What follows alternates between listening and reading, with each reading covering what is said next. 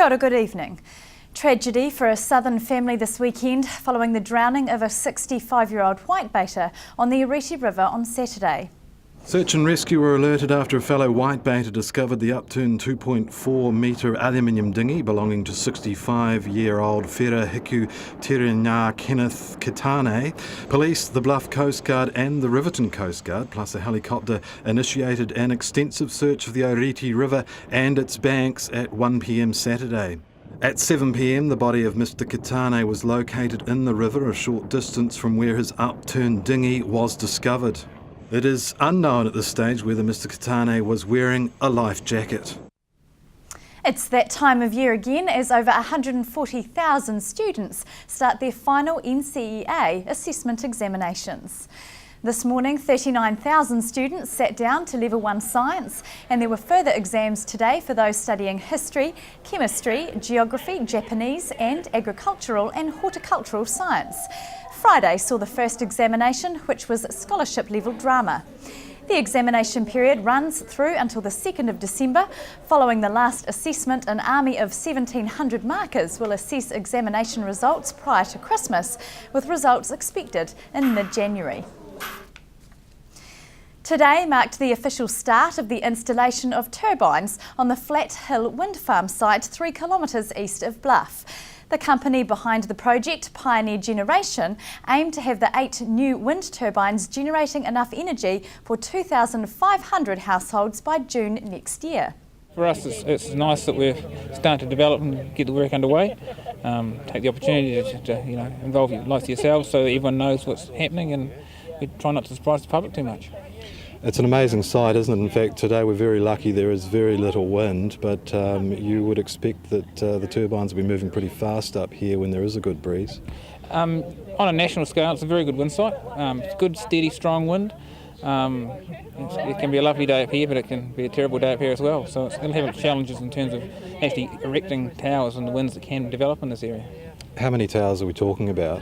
There's going to be 8 towers. They're 45 metres high and they've got a diameter of their blades of about 52 metres. And what sort of energy are we talking? Well, each tower is going to have a capacity to generate 850 kilowatts. So, combined that's 6.75, I think is the number. So it's a good site. It's quite exciting. New Zealand's been renowned for its renewable energies. This is not the first site you've worked on. There's one near Lawrence you were mentioning. Yeah, we've got another site in Mount Stewart, which is near Lawrence, Waitahuna. We're using the identical machines on that site. That site's got 9 turbines. As a company, we're well into our renewable energies. We've got a number of hydro sites around Otago and Southland, as well as 2 other wind sites. What sort of time frame are we talking about here? Obviously work starts today. This is the ground preparation, isn't it? Yeah. Effectively we start with some earthworks. The foundations of these units are quite large. Each one has about 120 cubic metres of concrete in it. So we'll be excavating and preparing foundations with the plan for the turbines to be turning up in April. Once they turn up, it's just a matter of erection, and we should be generating from the first turbine in June. And you're actually using a local contractor to prepare the ground? Yeah, a local company, Bluff Sand Supply and Cartage, won a competitive tender. So it's good that we can keep it local. It's nice for us to come into a community and sort of give a bit back. It's early days, but are you looking at other areas around the south coast that maybe have potential as well, or will this be it for the time being?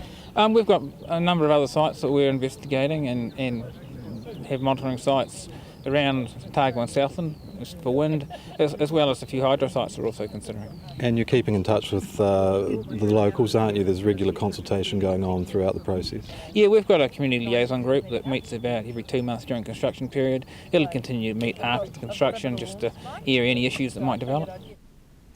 The Southern Institute of Technology's annual graduation fashion show is back tomorrow night with a wide range of entertainment from the city's students. The Chrysalis Fashion Show is run entirely by SIT students and will showcase garments made by first, second and third year Bachelor of Fashion students. There's quite a lot of work. You can see all the garments that get made. There's also collaborating with the other students like film and animation. Also planning the design of the show as well. So there's a lot of effort behind the scenes that no one really sees. We started a couple of months ago gradually getting more into it. At the start of it, we were seeking sponsorship and kind of getting our initial ideas of what we wanted for the show, and then obviously as you move along it's getting garments together and actually putting those ideas into reality. What will the night consist of? There'll be fashion, there'll be the types of fashion will be like day wear, evening wear, unconventional, so made of different types of materials, like for example last year we had tissue paper, tin foil, tyres. There's also costumes like corsets, so it's your period types of clothing, and then obviously the graduate collections. And also included on the night will be showcases from animation, film, music and drama students. The Chrysalis Fashion Show begins at 7 p.m. tomorrow at SIT's Centre Stage on Dom Street. After the break, a former World Vision sponsored child speaks of his life-changing sponsorship, and we have more from the weekend.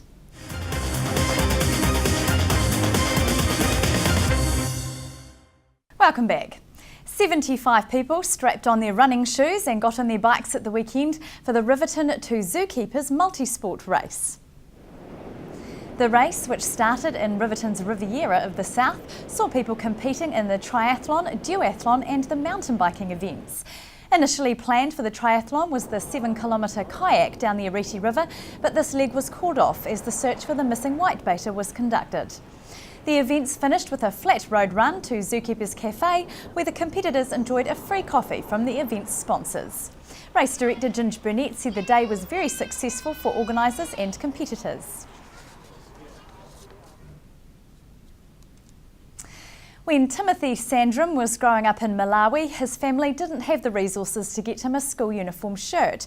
Without one, he wasn't allowed to attend school. Timothy was spotted hanging around the school by a World Vision worker who saw to it that he was sponsored, and the rest is history. Hunter Andrews spoke to Timothy ahead of a talk he gave in the city on behalf of World Vision. My story with World Vision emanates from the fact that in Malawi the story is that in those days one has to have school uniform, and at the same time you have to pay tuition. If you pay tuition and no school uniform, no class attendance. So my story was that my grandparents would manage to pay the tuition, but they were not able to buy the school uniform. So I would go to school, but not attend class. So one time when I was hanging around the school campus after being chased from class, I happened to meet a World Vision field worker who tried to understand why I was not in class, and I explained the story. And then the next thing was to get me into the World Vision program and help me out with providing the school uniform. Now, from there on, it meant that I would be able to attend class and be part of the school. How old were you then? I was about 8 years, and in very early classes. So at 8 years, with still the hunger for school, but not being able to attend class, you do understand what that meant for a kid of my age, not to attend class, but with the age to do it. So the school uniform linked the age to do more of the education and the ability to be in class. So from there on, that's where my story with World Vision started. So you were sponsored. You were sponsored by. Did you know who you were sponsored by? At the time being, because at the material time, I would have an inkling of the name, but now World Vision is looking in this database, and it's also my intention to meet my sponsor once the name is retrieved from the databases. I'm looking forward to knowing my sponsor, and more precisely looking forward to meeting him or her if he is still around. I guess it's hard for us to understand what a helping hand that was for you. What would your life have been like, do you think, if you hadn't got that school uniform? Without the school uniform, it meant no school. Because it made a difference. The thing was, I would go to school but not attend class. Without a school uniform, it means I have seen and I saw some colleagues drop out of school because they couldn't manage to get a school uniform. And those colleagues are going through tough life. When I was back home in Malawi, when I happened to visit the area and I would meet them, I would feel sorry for them because it wasn't their making, because they couldn't attend the class because of school uniform. So that school uniform made a huge difference to me, because I was able to continue with my school, with my education. Well, I was able to finish off the primary, went to Sunday school, to the university, and up to where I am now. What's the situation in Malawi like now? Is there still that poverty? Are things getting better there? Poverty is still there, and ironically, the poverty levels are getting higher instead of going down. There are several factors contributing to the poverty levels, but I believe if more is done on the education part of it, it could go a long way, because with one uneducated child, we are creating a cycle of uneducated people. In the long term, we're creating a generation of poverty. So the poverty levels are still there, and I believe that it calls for action for every one of us, and most importantly from my own people, to realize that we can do with some of these other things, because I don't think a school uniform should be a bar for one to attend class. So if we revisit it and look at it from another perspective, that will be helpful to the community. That will be much better. Around 60 awards were presented to girls and young women at the Southland Girl Guiding Awards on Sunday. Awards were given to girls ranging from 5 to 18, as well as the Girl Guide leaders. Among those awarded was the Southland Regional Girl Guide Coordinator, Susan Vantermays, who was presented with the National Totara Award. The Totara Award is presented to leaders that have made an outstanding contribution to the development of girls and young women over a sustained period. Team member Rachel Houghton said the event ran well and everyone was thrilled to be presented with their awards. That's all from us tonight. All Black highlights are next on Sport, but first here's the weather. Good night.